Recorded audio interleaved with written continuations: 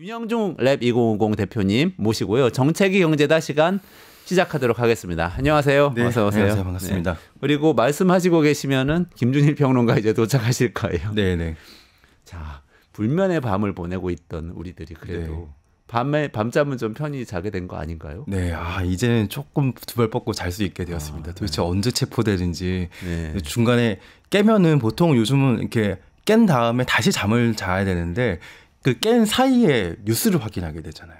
네. 그게 불면의 가장 큰 원인이었습니다. 그리고 그게 또 불 다 켜고 보지 않으면은 눈에 엄청 안 좋대요. 밤에 깜깜한데 스마트폰 불빛 딱 보는 게 장기적으로는 실명의 원인이 될 수도 있다고 합니다. 그 밤 사이에 놓쳤던 뉴스를 보면서 또 깜짝 놀라서 다시 잠이 번떡 깨가지고 맞아요. 그때부터 막 돌기 시작하고 그때부터 하루 동안 뉴스 팔로우하기 시작하고 막 그런 경우도 많이 있었습니다. 온갖 상상을 또 하게 되고 도대체 어떻게 되는 것인지. 네. 우리 이제 윤석열 없는 세상에 살게 되는 건가요? 이제 저는 모든 일정과 모든 절차들이 하나씩 차근차근 진행되고 있는 상황이라고 보여지고요.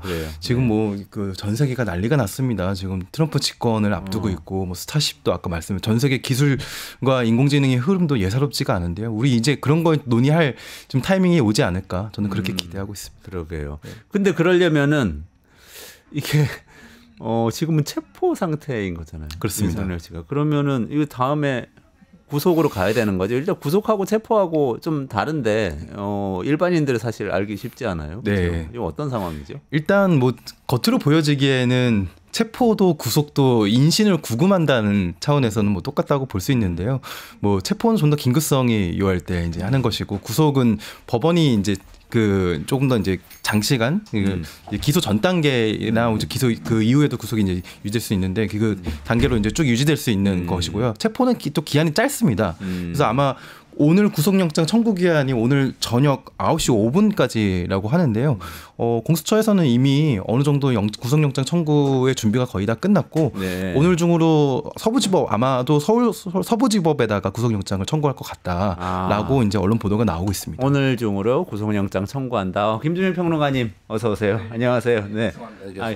아닙니다. 우리 그 맨날 불면의 밤을 이루다가 지금 윤영중 대표님 그래도 발 뻗고 자게 됐다 이렇게 말씀하셨어요. 김준일 평론가님 피부가 좋아지셨는데 오늘 그 서정욱 변호사랑 방송하는 날인데 서정욱 변호사가 잠을 못 이룬다고 그러더라고요. 반대가 됐어요. 오히려 그 전에는 잘 주무시다가 님을 향한 일편단심 이렇게 얘기하시던 분인데 님께서 지금 차가운 서울구치소에 누워 있는데 윤석열 대통령은 양복도 지금 옷도 안 갈아입고 양복 입고 자고 있다고 그런 얘기 나오더라고요. 식사는 잘 하신대요? 못 받아들여. 식사도 잘 못한다. 평소에 3분의 1가 주는 거에 평소에 얼마나 먹었는지 모르고 우리가 주는 거에 3분의 1만 먹었다. 어제는 1,700원짜리 아침 나왔는데 3분의 1만 먹고 남겼다. 이런 얘기 계속 나오더라고요. 입에 잘 안 맞으시나 보다. 목구멍에 밥이 넘어가겠나요 지금? 그 서정욱 변호사는 김건희 여사하고 요즘도 통화하신대요? 공식적으로는 본인은 통화한 적이 없다라고 부인을 하고 있어요. 예. 근데 오늘 언론 보도 나온 거 보면은 김건희 여사도 지금 밥을 못 먹어서 삐쩍 말랐다. 동정심 유발하려는 것 같아요. 제가 보기엔 지금. 아니 근데 그런 얘기는 누가 듣고 어떻게 전달을 하는 건가요? 용산 관계자들이죠. 그러니까 그거를 너무 이상하게 볼 필요는 없고요. 다만 이제 그쪽에서는 그쪽이 원하는 메시지를 그러니까 좀 이렇게 여론을 바꿔보기 위해 그런 걸 전달을 하는 거고, 남편이 이제 곧 구속되고 이제 평생 못 나올 수도 있는데 밥이 안 넘어갈 수도 있죠. 근데 저는 다른 거보다도 김건희 여사는 본인 이제 수사해야 된다 이런 여론이 지금 조국혁신당, 민주당 이런 데 계속 나오잖아요. 출국 금지 시켜야 된다. 이런 얘기 나오니까 본인에 대한 솔직히 남편보다는 본인에 대한 걱정이 더 커서 밥이 안 넘어가는 거 아닌가 그런 생각이 들어요. 그래서 저는 어제 헌법재판소 그 변론 보니까 대통령도 인권이 있지 않습니까? 변호인단이 막 그러는데 전 전적으로 동의합니다. 윤석열 씨도 구치소에서 좋은 밥 드시고 잘 조사해서 잘 사실 그대로 진술하셔서 법의 심판을 있는 그대로 받으셨으면 좋겠습니다. 그동안에 식사 못 하실 필요 없고요. 김건희 씨도 마찬가지예요. 식사 잘 하시고 나중에 또 시기가 되면 법의 심판을 잘 받으시면 좋겠다는 게 저의 생각입니다. 지금까지 윤영중 대표님이 체포하고 구속하고 다른 점하고 그렇게 가는 절차에 대해서 말씀 주셨어요. 근데 일단 구속영장 오늘 중에 청구한다고 그런다고 네, 공수처가 말씀하셨는데 네. 발부는 될까요? 이거 법원에서 발부를 해줘야 되잖아요. 그 이제 손수호 변호사가 오늘 방송에서 하는 얘기를 제가 들었는데 이게 좀 약간 신중하신 분이거든요. 그분이. 근데 자기가 그래서 숫자로 이렇게 얘기하는 걸 별로 안 좋아한다라고 얘기했는데 100%다. 신중하게 100%. 네, 신중하게 100%다. 그러니까 이유가 일반적인 얘기를 이제 하는 건데 무력을 사용해 가지고 본인이 체포를 안 당하기 위해서 저항을 했잖아요. 그리고 뭐 총 뭐 부인하는 내용도 있었지만 본인들은 뭐 총을 사용해라, 총 대신 칼이라도 써라 뭐 이런 얘기도 하고 지시해 가지고 관절을 이제 무슨 요새처럼 만들고 뭐 이런 것들은 뭐 이제 구속을 해야 될 사유가 충분한 거죠. 그리고 사실 묵비권을 행사하는 게 본인의 권리기는 하는데 일반적으로 묵비권을 이제 이렇게 막 행사를 하는 경우에는 구속 확률이 조금 더 올라간다라고도 하더라고요. 아, 그래요? 네, 그래서 어차피 구속은 피할 수 없고 저는 99%에서 100%가 됐다라고 개인적으로 보고 있는데 어쨌든 윤석열 변호인단들은 매우 정무적으로도 그렇고 이 법적으로도 매우 무능하다 제가 보기에는. 예. 오직 그들은 정치질만 하고 있다 소위 말해서 선동만 하고 있다 이 생각이 들어요. 예. 그러면 지금 뭐 공수처 수사에서 계속 진술을 윤 씨는 거부를 하고 있잖아요. 거부하고 있는 게 지금 윤 평론가님 오히려 불리하다고 말씀하신 것 같은데 구속될 확률을 높인다. 불리하다라는 게 재판에서 불리하다라기보다는 그러니까 구속영장 때는 좀 더 발부 가능성이 높아진다라는 거죠. 그러니까 아무 수사에 협조도 안 하고 예를 들면은 그러니까 뭐가 잡혔는데 이 사람이 예를 들면은 수사에 협조를 해요. 어떤 피의자가 그러면 이 사람이 앞으로도 수사에 협조할 가능성이 있겠다라고 판단할 수 있는 거잖아요.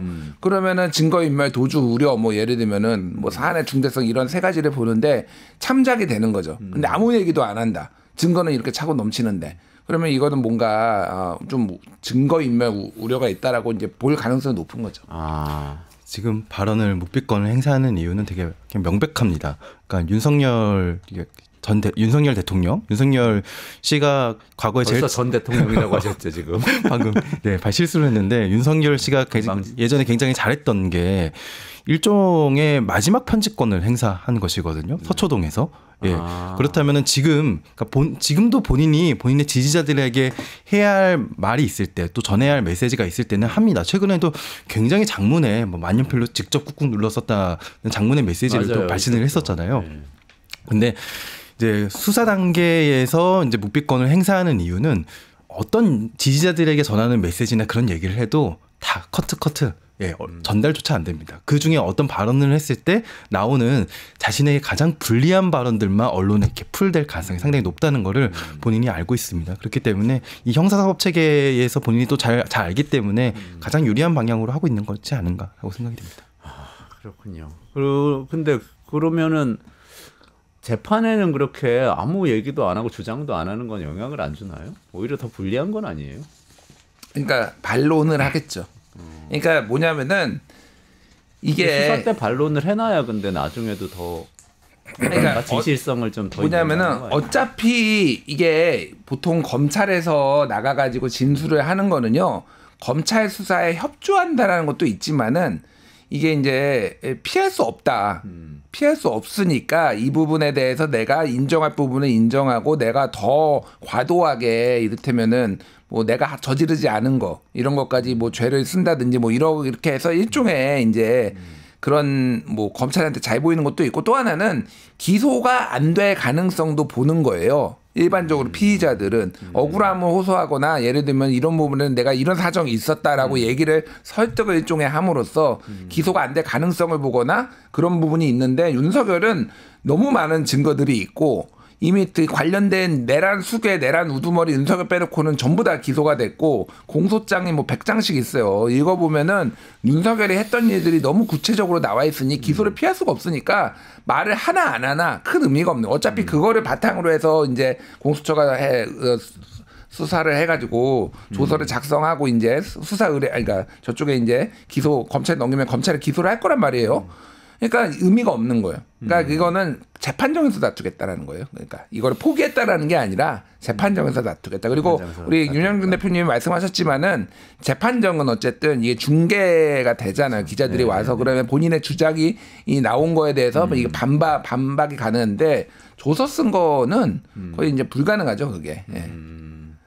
거의 뭐 어쨌든 계속해서 여론전을 하겠다는 의미 같아 보이기도 하고요. 그렇죠. 그러네요. 알겠습니다. 어쨌든 구속영장이 발부될 거라고 전망을 해주시니까 일단 한 번 더 안도하고 그다음에 수사가 어떻게 되는지 지켜봐야 되겠어요. 헌법재판소 심판이 진행되고 있는 거 한 가지만 여쭤보고 이창용 총재 얘기로 좀 넘어가도록 할게요. 변론기일이 시작돼가지고 변론하는 걸 봤는데 저는 흥미로운 걸 느꼈어요. 왜 예전에 우리 서울에 보면 영화 보면은 전두환 씨죠. 그러니까 뭐 이미 그렇게 얘기했던 거죠. 성공하면 혁명, 실패하면 쿠데타 그랬잖아요. 근데 헌법재판소에 윤석열 씨 측 변호인단 나와서 실패했으니까 이건 내란이 아니다. 이렇게 얘기를 하는. 그러니까 전두환 씨는 성공하면 내란이 아니다. 쿠데타가 아니다. 윤석열 씨는 실패하면 쿠데타가 아니다. 그럼 쿠데타 불가능설인가 이거는? 아니 요거는 제가 좀만 얘기를 하면은 이 변호인단이 굉장히 무능해요. 굉장히 무능해요. 이제 형사 쪽이 있고 이제 헌재 쪽이 있을 텐데 이게 뭐 나 지금 어떻게 이렇게 다 하는지 모르겠는데 뭐 어제 이제 정상명 뭐 이런 전 검찰총장 변호사 뭐 이런 사람들도 지금 윤석열 쪽에 붙었다라고 하는데 제가 보기에는 이 지금 변호인단 측이 너무 무능하고 너무 정치질만 해가지고 이게 안 되겠다라고 해서 새로 이 변호인단은 좀 뭐 이제 좀 중량감 있는 사람들 한 것 같은 게 지금 답변서를 1차 답변서, 2차 답변서 냈잖아요. 특히 지금 최근에 2차 답변서가 논란이 많이 되고 문제가 뭐 언론 보도가 많이 됐는데 윤석열이 얘기하는 거는 그거잖아요. 2시간짜리 내란이 어딨냐. 네네네. 그 얘기잖아요. 그러니까 실패했으니까 내란이 아니다. 그 논리인데 답변서에는 이 계엄이 며칠 동안 갈 줄 알았다. 이렇게 써놨다라는 거예요. 아, 그래요? 예. 그러니까 지들이 얘기해 놓은 거하고도 안 맞아, 지금. 그래서 지금 어제 제가 그 헌재에서 이제 변론한 거 그거 제가 좀 봤는데 지들이 낸 거를 중심으로 해서 정영식 재판관이 물어봤어요. 답변을 못 해요. 그러더라고요. 네. 진짜. 답변을 못 해요. 나중에 서면으로 또 제출하겠대요. 니들이 제출한 거 가지고 내가 물어보는 거야. 그래서 정영식이 답답하니까 니들이 이렇게 제출했잖아. 그래서 내가 확인하는 거야라고 하는데 맞냐 아니냐 이거를 물어보는데 그거조차 답변을 못 한다. 그러니까 뇌가 쩔었다 제가 보기엔 지금 이게 아무 말 대잔치를 하고 있는 상황이고 뭐 많이 언론 보도도 나왔지만은 포고령 베꼈다라고 했는데 김용현 측 변호사에서는 아니다. 지들끼리 안 맞아요 이미. 그러니까 그 부분도 또 지금 윤석열 씨 쪽에서 포고령 1호는 위헌이 분명하다는 걸 본인들도 아나보죠. 그러니까 이거는 김용현 씨가 잘못해가지고 뭐 잘못 뺏겨와가지고 이렇게 된 거지 원래 그런 의도가 아니었다 이런 취지로 이제 답변을 했는데 그러면은 김용현 씨를 보내는 거잖아요. 어떻게 보면. 그러니까 당연히 아니라고도 김용현 씨는 할 테고 둘이 싸우는 거예요 이제. 지금 서로 이제 입이 안 맞기 시작한 상황인 것 같은데요. 그래서 앞으로 인신 구속이 되니까 더욱더 입이 안 맞게 되는 그런 상황이 더 처해질 것 같고요. 그리고 아까 이제 그 실패한 내란 그쪽 아니다라는 것도 그거는 오히려 제가 윤석열 쪽 변호인에게 조언을 좀 드리고 싶은 부분까지 있는 것 같아요. 왜냐면은 아마 프레임을 이렇게 짠 것 같거든요. 그러니까 누구도 피해를 보지 않았다. 누구도 물리적인 상해를 입지 않았다라고 보는 것 같아요. 그렇다면은 결과적으로 본인들이 무능해서 본인들이 실패해서 물리적 상해를 입지 않았다라고 주장하는 것보다는 본인들이 준비한 것들이 그렇게 위해를 가할 만한 요소가 별로 없었다라는 쪽으로 집중하는 게 낫거든요. 근데 본인들이 오히려 그 실패한 내란은 또 그 결과적으로 물리적 피해가 없었기 때문에 내란이 아니라든지 이런 주장을 하게 되면은 본인들이 세워놨던 계획들이랑 상충하게 됩니다. 그러니까 본인들이 계속 상충하는 주장들을 하고 있는데요. 그 상충하는 면을 좀 완화시키는 주장들을 본인들을 위해서도 하는 게 낫지 않을까. 지금 답답하더라고요, 보면서. 예. 아, 진짜 돈 받고 저렇게 변호해도 되나? 뭐 이런 생각도 사실은 좀 들더라고요. 김용현 얘기는 제가 짧게 하면은 그러니까 왜 김용현의 변호인들이 그 얘기를 했느냐. 이제 재판이 진행되는데 나와서 했잖아요. 헌재 가서 한 거는 아니고 이제 이쪽에서 한 거가 이제 반박이 된 건데 그러니까 이게 처음에 김용현의 태도는 대통령 윤석열에 대한 충성심도 있었지만은 사실은 윤석열이 복귀할 수도 있다. 왜냐하면 윤석열이 살아나야지만은 본인도 살아난다라고 생각을 했을 가능성이 높아요. 그러니까 윤석열 내가 다 사실상 한 거다라고 하고 윤석열은 죄가 없다라고 하고 지금 정치적으로도 그동안 계속 체포 안 되고 버티고 있었잖아요. 근데 왜 이렇게 됐느냐? 결국은 제가 보기엔 김용현과 김용현의 변호인도 윤석열이 끝났다라고 생각을 한 거예요. 이렇게 되면은 윤석열이 복귀할 가능성이 없어졌다라고 생각하면은 자신의 형량을 줄이는 게 중요하잖아요. 김용현은 자기 그 계엄 일어나고 나서 연금도 신청했잖아요. 예, 군인 시절에 그렇죠. 있었던 한 달에 맞아요. 500만 원씩 받아요. 그러니까 이후의 삶을 어떻게 영위하는자가 되게 중요한데 자, 이게 되게 중요해요. 내란 우두머리는 사형 무기밖에 없습니다. 근데 김용현은요, 내란 주요 종사자로 지금 기소가 됐어요. 내란 주요 종사자는요, 레인지가 넓어요. 사형도 있고요, 무기도 있고요, 5년 이상의 징역이나 금고가 있어요.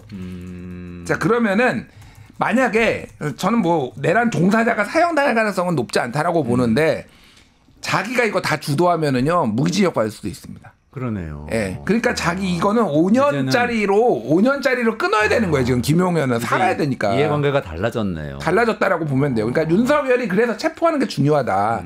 체포가 딱 되는 순간 기류가 확 바뀌었다 저는. 그래서 서로 이게 헌재에서도 지금 국회에서는 5명을 증인으로 신청을 했거든요. 그게 뭐 이를테면은 수방사령관, 특전사령관 뭐 이런 사람들 있잖아요. 군인들 이미 국회 나와서 증언했던 사람들. 저기는 윤석열 측은 딱 한 명 증인으로 신청했어요. 네. 그게 김용현이에요. 김용현이죠. 예, 네. 김용현을 신청했는데 굉장히 당황스러운 모습을 볼 수도 있겠다. 김용현이 윤석열을 디스하는 모습을 디스라기보다는 헌재에서 그냥 볼 수도- 담담하게 윤석열에다 시켰다. 이미 이거 포고령과 관련해서는 한 달 전부터 윤석열이 검토를 해서 준 거다. 이렇게 얘기를 이미 했거든요. 그러니까 네. 그거 말고도 굉장히 많은 얘기들이 윤석열 변호인들이 당황해가지고 막 이렇게 하는 모습을 헌재에서 볼 수도 있겠다. 이 생각이 있겠네요. 윤석열 씨 쪽 변호인들은 굉장히 김용현 증인한테 기대를 하는 듯한 모습이었는데 김용현 씨가 완전히 돌아설 수도 있겠다. 굉장히 중요한 말씀 주셨네요. 우리 이제 그럼 여기까지 하고 이창용 총재 얘기를 좀 넘어가 볼까요? 경제 대통령이 나오신 것 같은데 이창용 하는 총재가 계엄 탓에 환율 30번 올랐다. 뭐 이 얘기도 했고 뭐 여러 가지 얘기를 했는데 그거 윤형중 대표님이 조금 네. 정리를 좀 해주시죠. 네. 어제 이창용 총재 관련된 보도가 굉장히 많이 나왔죠. 저는 어제 보도 이후에 사실 이창용 총재 요즘 더욱더 언론의 주목도 많이 받고 그리고 상당히 그 부상하신 것 같은 그런 느낌도 받습니다. 근데 다만 저는 좀 아쉬운 게 어제 좀 해야 할 일은 금통위가 금리를 좀 내리는 게 아니었을까. 금리는 동결했죠. 예, 금리를 동결하면서 오히려 본인이 할 수 없는 본인의 영역이 아닌 것들에 대한 메시지를 쏟아내셨거든요. 하지만 그게 지금 사회에 너무나 그 절실하게 필요한 것이기 때문에 그 메시지의 반향은 굉장히 컸지만 한국은행도 지금 타이밍에는 그 고통을 좀 분담하기 위해서는 사실 금리 인하 타이밍이었거든요. 물론 그 하기 어려운 여러 가지 대외적인 요건들, 뭐 이유를 따진다면 100가지는 들 수는 있습니다. 뭐 환율 때문이라고. 환율 때문도 있고요. 지금 미국 국채 금리도 너무 치솟고 있고요. 대외적인 경제권 너무 안 좋습니다. 지금 한미 금리 차가 그나마 지금 조금 좁아졌는데 다시 확대되는 것이 상당히 부담스럽기도 했을 겁니다. 근데 하지만 부동산 경기가 좀 안정이라고 표현하기는 어렵고 좀 거의 얼어붙다시피 했기 때문에 여러 가지 면을 봤을 때 지금의 내수 경기가 너무 침체됐거든요. 그래서 지금은 금융정책도 재정정책도 다 굉장히 긴급한 처방이 필요한 시점. 그래서 본인이 할 수 없는 일을 이제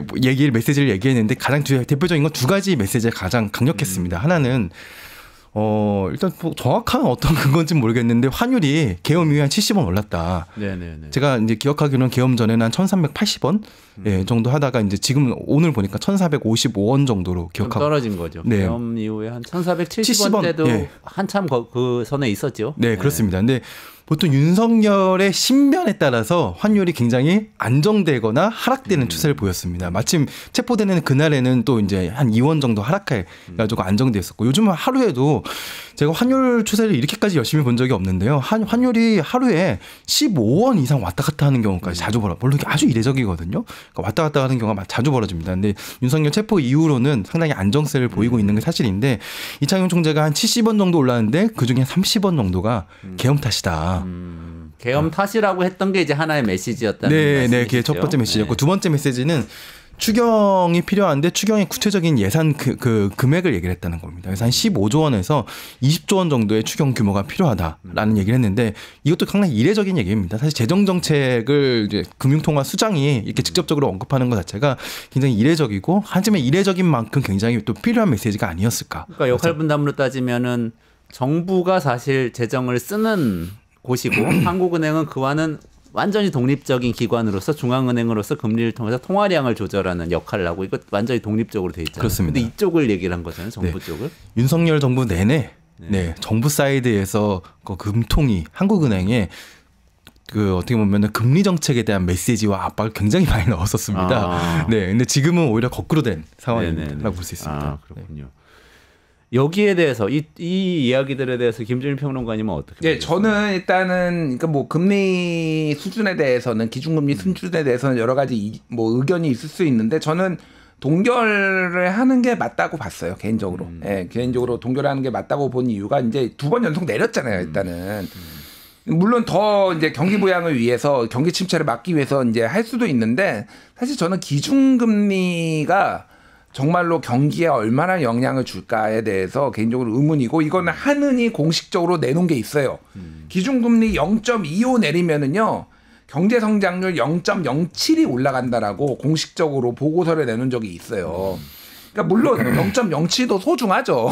지금 소중한데 지금 여기에서 3.0에서 2.75로 내린다라고 해서 그러면은 우리 대한민국 경제가 살아나느냐? 뒤에 얘기하겠지만 이거는 정부의 재정 정책이 훨씬 더 지금 중요하고 무엇보다도 지금 환율이 제가 보기엔 심상치 않아요. 지금 외환 보유고 계속 줄어들고 있거든요. 지금 이게 일시적으로 지금 잠깐 안정된 것 같지만은 지금 심각한 문제들이 굉장히 많은데 짧게 얘기를 하면은 환매 조건부 이제 채권 RP 있잖아요. RP 이게 계엄 사태가 터진 다음에 윤석열 이제 X라고 욕을 안 할 수가 없는데 이게 얼마나 지금 나라에 큰 해악을 끼치고 있는지 간단히 설명드릴게요. 무제한으로 유동성 공급하겠다라고 그랬어요. 그랬죠. 그래서 쉽게 얘기를 하면은 돈이 이제 금융기관이 돈이 없으면은 뭐 다 바꿔주겠다, 다 꿔주겠다. 네가 채권 가져오면은 이거 담보로 맡아놨다가 너한테 돈 주고 다시 이제 뭐 돈 갚아오면은 이제 채권 다시 돌려준다는 거. 이거를 무제한으로 하겠다라고 했어요. 지금 작년 그 12월 한 달간에 이 RP가 하느니 그래서 이렇게 RP 이제 받아가지고 돈을 꿔준 게 47조 6천억 원이에요. 한 달간요. 근데 보통 1년에 한 2조에서 3조 합니다. 보통 RP 하느니 해주는 거. 그러니까 이게 무슨 얘기냐면은 시중에 지금 돈이 어마어마하게 풀렸다라는 거예요. 그렇죠. 이게 이렇게 되면 뭐냐 원화 가치가 떨어지고요. 환율이 한국 돈 가치가 이미 떨어졌기 때문에 환율이 지금 뭐 달러 가치가 올라간다는 얘기고 달러 상승 요인이 되게 많다라는 거예요. 지금 상황에서도 인플레도 올 수 있죠. 인플레이션도 오히려 지금은 당장 아니지만은 이제 또 이제 필요하면 빨아들이겠죠 한년이. 그러니까 뭐 인플레이션이 당장 오지는 않는데 이런 환율은 바로 영향을 받죠. 지금 돈이 이 정도로 풀렸으면. 그러니까 사실은 환율을 생각해서라도 좀 생각해야 되고 미국의 지금 기준금리가 레인지기면 4.5잖아요. 미국 연준에. 우리가 3이거든요. 지금 1.5도 적은 건 아니에요. 예전에 하도 2% 포인트를 너무 이제 오랫동안 그 정도 나서 자연스럽게 생각했지만은 여기서 더 내리면은요. 지금도 당연히 달러 강세인데 더 빠져나가요, 돈. 그렇죠. 투자자 입장에서는 1%라도 더 주는 쪽으로 채권을 구매한다 그러면 미국 국채 구매하는 게 훨씬 나을 수 있고 뭐 이렇게 되는 거죠. 한국 국채 구매 안 합니다. 미국 국채 구매하지.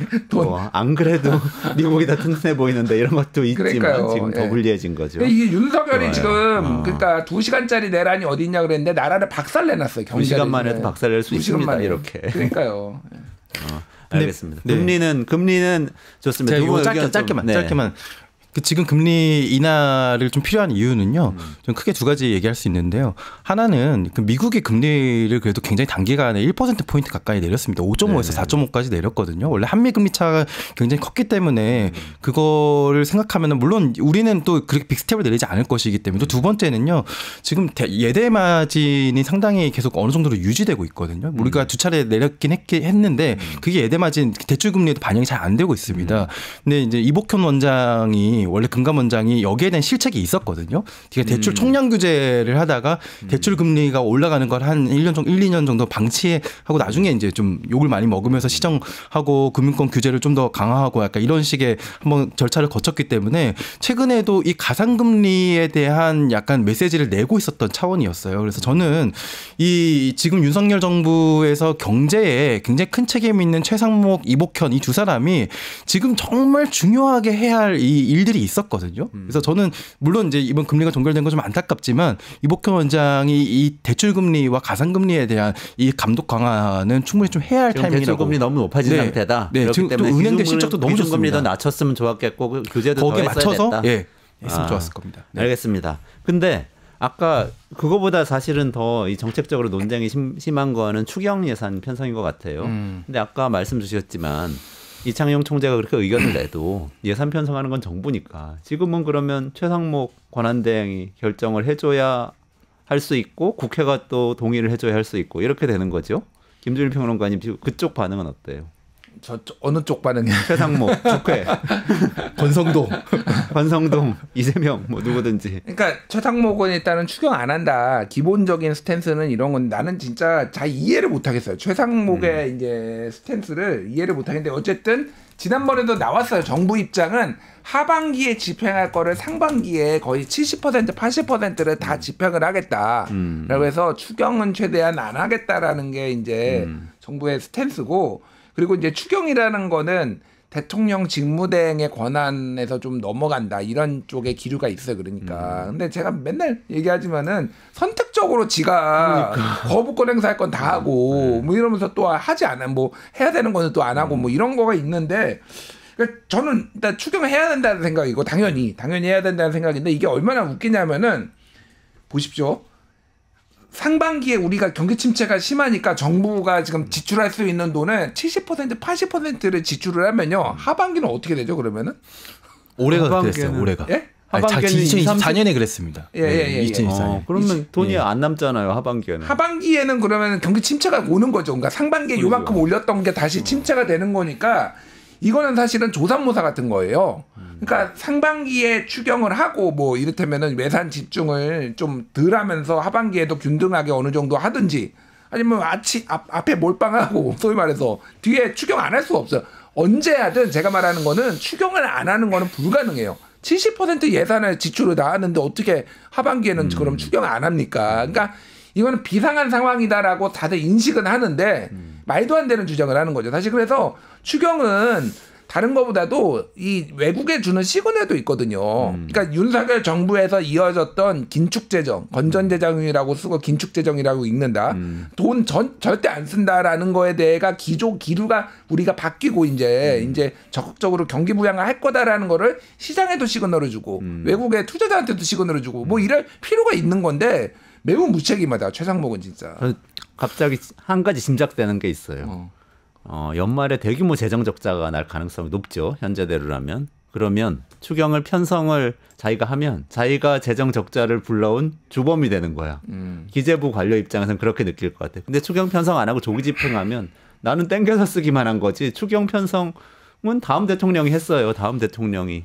한테 이렇게 책임을 떠넘길 수 있는 거죠. 그런 느낌이 딱 드네요. 그 최상목 그 권한대행은 저는 신념형 인간은 좀 아니라고 보거든요. 그러니까 눈빛도 보면 조금 약간 불안한 그런 눈빛이 있고 그게 나쁘던 게 아니라 어떻게 보면 여러 사람들의 생각을 좀 듣는다라는 취지로 저는 보여지거든요. 이번에 이제 헌법재판관 2명을 임명한 기묘한 결정도 어떻게 보면 기묘한 결정이고 논리적으로는 앞뒤가 안 맞지만 그래도 여기 의견과 저기 의견 좀 절충한 모양새는 좀 취했잖아요. 또 제가 느끼는 거는 이분이 다른 사람 말은 잘 안 들어도 이창용 총재 말은 또 잘 듣는 것 같더라고요. 또 가까운가요, 두 분이? 뭐 어디 중앙일보 단독 보도였나요? 그 2명 임명하는 것도 이창용 총재의 조언이 있었다. 헌법재판관 임명. 예, 있었다라는 보도가 나왔었는데요. 사실인지는 정확하게 모르나 아무튼 이창용 총재 말은 좀 듣는 것 같고 제가 또 좀 방송에서 좀 주장하고 싶은 것은 또 재언하고 싶은 것은 이분이 아마 기재부 선배들만은 좀 들을 것 같습니다. 그래서 뭐 이현재 부총리라든지 전 부총리라든지 그 굉장히 그 경제 관료 중에 이제 기라성 같은 분들이 조윤재 전 장관, 뭐 윤중현 전 장관 뭐 이런 분들 있잖아요. 이런 분들이 현재 경제 상황에 대해서 좀 코멘트를 좀 해주셨으면 좋겠어요. 그러면은 저는 최상목 권한대행의 경우에는 명분만 있으면 이분은 명분이 중요합니다. 그래서 경제수석과 경제부총리로서 여태까지 야당의 추경과 적극적 재정에 반대해왔던 전력이 있거든요. 그런데 지금의 권한대행으로서의 국가를 잘 다스리고 싶어하는 또 본인이 어느 정도 이 상황을 잘 관리하고 싶어하는 또 어떻게 본인의 욕망이 있을 겁니다. 그 욕망을 어떻게 보면 건드릴 수 있는 그런 이제 제언들이 좀 나오기 시작하면은 이분은 좀 마음이 움직일 거라고 보여지고요.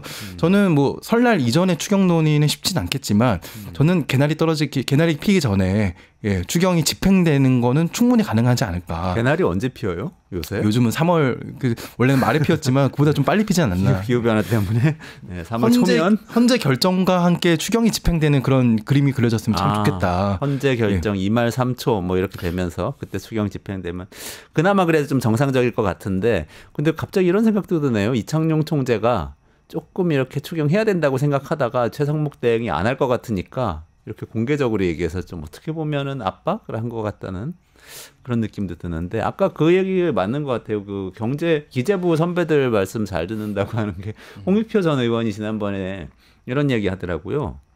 김진표 전 국회의장하고 홍익표 의원하고 가까워요. 김진표 의장이 최상목 대행한테 헌법재판관 임명하기 직전에 전화했다고.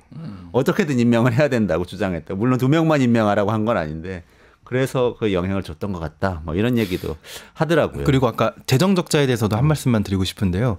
요것도 제가 피해갈 구멍을 최상목 대행에게 드리겠습니다. 그러니까 최상목 대행이 최상목 대행이 신경 써야 할 것은 재정 적자. 그러니까 이 정부가 이전까지 이제 많이 주장했었던 얼마만큼 세입 세출과 관련해서 재정 적자 폭이 크다가 아니라 애초에 세입 예산안에서 예상했었던 국세 통계가 있거든요. 네. 거기에 미치지 못하는 걸 우리가 세수 펑크라고 얘기합니다. 아마 올해는 국세 수입을 382조 원 정도로 예상했거든요. 작년에 400조 원으로 예상했다가 350조가 들어와서 한 50조가 펑크 났잖아요. 근데 올해도 지금 정도의 경제 상황이면은 382조 원에서 한 3, 40조 줄어든 정도의 국세가 들어올 것 같거든요. 근데 이 3, 40조의 규모만 조금만 줄여도 최상목 대행은 한 10조, 20조 원을 국가 경제를 살린 겁니다. 그거를 살리는 방법은 조속한 추경밖에 없습니다. 그래서 이 성적표를 저는 최상목 대행이 가져갔으면 좋겠다. 이거 어렵지 않습니다. 이 추경만 하면 됩니다. 초반에.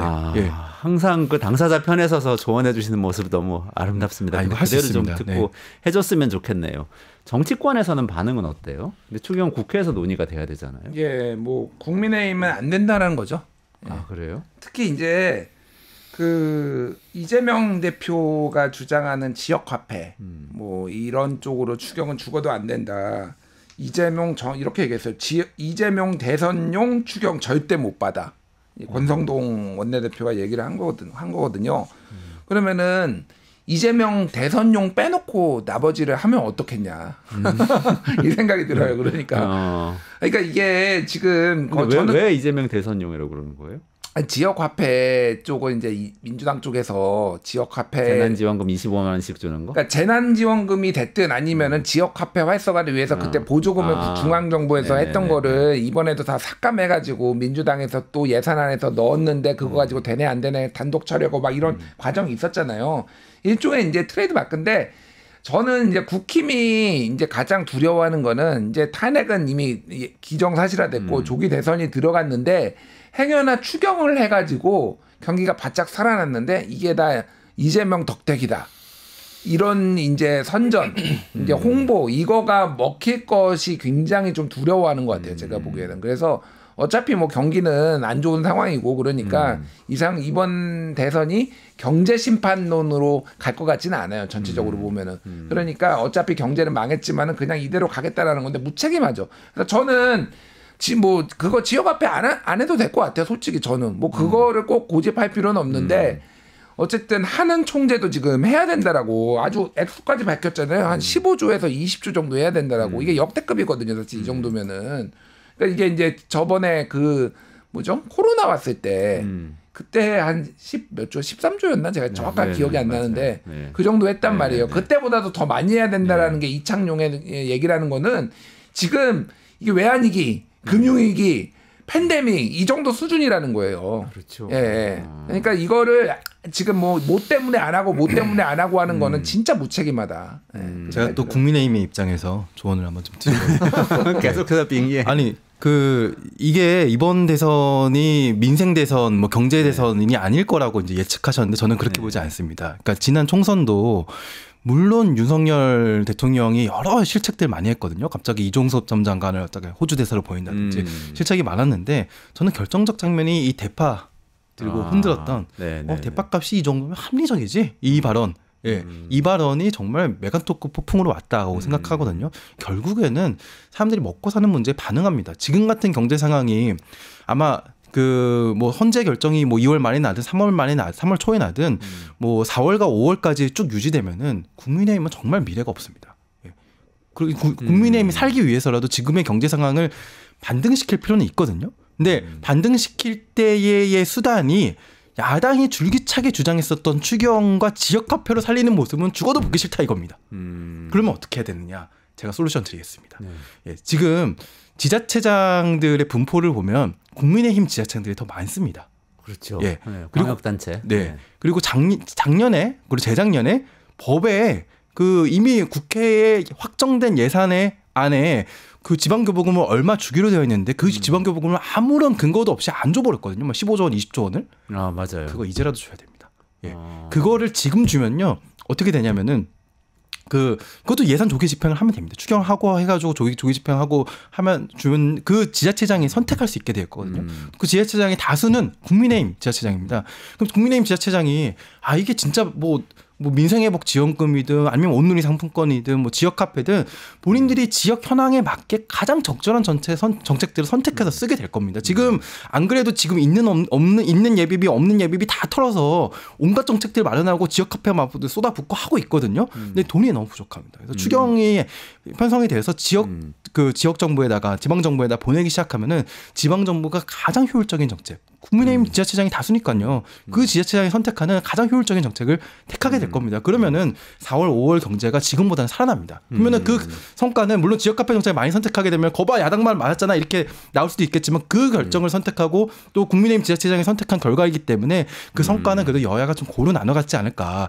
너무 야당이 가져갈까 봐 걱정할 필요 없다. 그러니까 이 정도의 솔루션이면은 충분히 여당도 좀 받을 수 있지 않나. 저는 지자체가 자율적으로 사용할 수 있는 방식으로 추경 예산을 집행하도록 하면서 동의해주자. 국민의힘 권성동 지금 안 할 수 없습니다. 권영세 두 분한테 나라가 망하는 걸 보지 않으려면 안 할 수 없습니다. 저는 이렇게 될 가능성이 좀 있는 것 같아요. 지금은 사실은 권성동이나 이쪽에서 본인들이 뭐 스포트라이트를 받을 이유가 별로 없어요.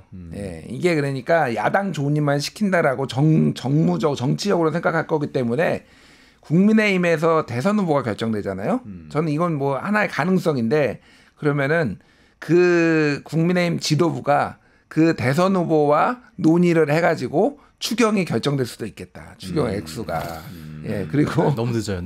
아니 뭐 그게 옳다라는 게 아니라, 그러니까 이게 야당이 주장해가지고 이거를 받아들이는 모양새를 최대한 피하기 위해서는 아무런 권한이 없지만 대선 후보가 권한이 있는 건 아니잖아요. 그런데 이제 이게 일종의 여당 프리미엄 같은 거거든요. 그러니까 그 문재인 정부 때도 재난지원금이 결정돼가지고 그때 이제 미래통합당에서 막 엄청 반발했던 것도 결국은 이제 그거잖아요. 그러니까 그때 대선 후보가 할 수도 있겠다 이 생각은 들어요. 그러니까. 근데 그 3월은 최소한 지나야 되잖아요. 3월 지나야죠. 그건 너무 늦지 않아요? 저도 늦다고 생각하는데 그렇게 될 것 같다. 예측을 지금 그렇게 하는 거예요. 예측을 해보자면 그렇게. 그러니까 왜냐하면은 그때 예전에 2020년 총선을 왜 졌는지 분석을 했는데 그 중에 가장 주요한 원인으로 국힘 내부에서 그때 꼽았던 게 재난지원금이었어요. 재난지원금에 대한 스탠스를 우리가 잘못 정했다.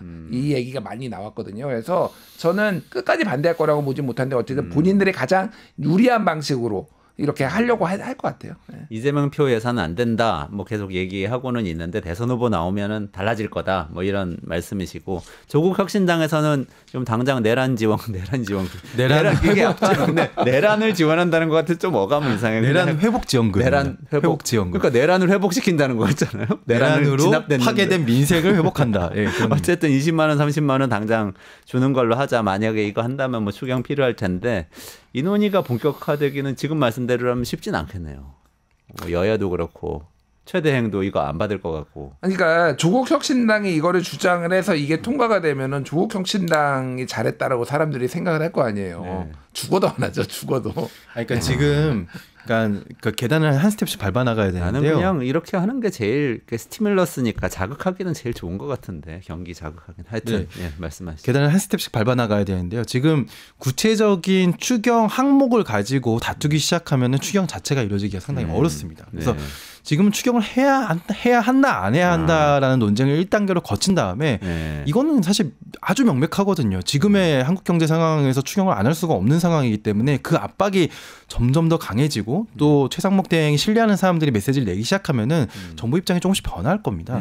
거기에 이제 국민의힘이 응답하고 답변할 수 있을 만한 그런 명분을 저는 야당도 좀 제공을 해줘야 된다고 생각하는데요. 근데 그런 이제 제공할 수 있는 대안 중에 하나가 이제 아까 제가 말씀드렸던 지방 정부에 좀 권한을 주자, 예산을 주자, 예, 그런 것도 충분히 선택할 수 있지 않느냐라는 것입니다. 그리고 그럼 이창용 총재가 또 뭐 전 국민 보편적으로 지원금 주는 거는 또 좀 약간 거부감이 있는. 네, 저는 뭐 생각이 다르지만 수용을 해주는 게 좋겠다. 오히려 그런 메시지를 그분이 내는 게 저는 최상목 대행을 설득하는 데는 굉장히 좋은 메시지지 않을까. 그러면 지금 말씀하신 틀로라면은 민주당 입장에서도 이창용 최상목이 내는 이런 메시지들을 잘 수용하면서 추경으로 가는데 일단 1차적인 목표를 두자 이런. 네, 지금 민주당은요 구체적인 뭐 지역 화폐라든지 구체적인 항목을 얘기하지 말고 추경을 하자는 쪽에 집중해야 될 거라고 보여집니다. 추경을 하자. 동의하세요? 아니 저도 동의해요. 예, 지금은 항목 가지고 뭐 할 거 아니라고 보고요. 결국은 사람들이 모를 것 같아서 다 평가를 합니다. 이 상황에 대해서. 그래서 여야가 안 그래도 야당 지지율도 많이 떨어지는 이유가 여러 가지 이유가 있는데 그건 다음에 뭐 한번 기회가 되면 좀 말씀을 드리고 좀 너무 이제 독주한다. 그리고 뭐 이제 이런 프레임도 있거든요. 그러니까 이게 무조건 본인들이 유리한 걸로만 지금 하려고 하는 것보다는 뭐 본인들이 양보할 거는 양보할 필요가 있을 것 같아요. 네. 알겠습니다. 오늘 여기까지 말씀 나눌 오늘 윤형중 대표님, 김준일 평론가님 감사드리겠습니다. 네, 감사합니다. 수고하셨습니다. 유튜브 구독하고 실시간 채팅과 댓글을 남기시면 매일매일 7천 TTCO를 드립니다. 참여 방법은 통통물 어플을 다운로드하고 회원가입과 로그인을 해주세요. 마이페이지에서 나의 회원 고유 번호를 복사해주세요. 유튜브 구독 후 실시간 채팅이나 댓글창에 고유 번호를 한 번만 입력하면 준비 끝! 지금 유튜브 채팅과 댓글 쓰기 참여하고 실천 TTCO 받아가세요.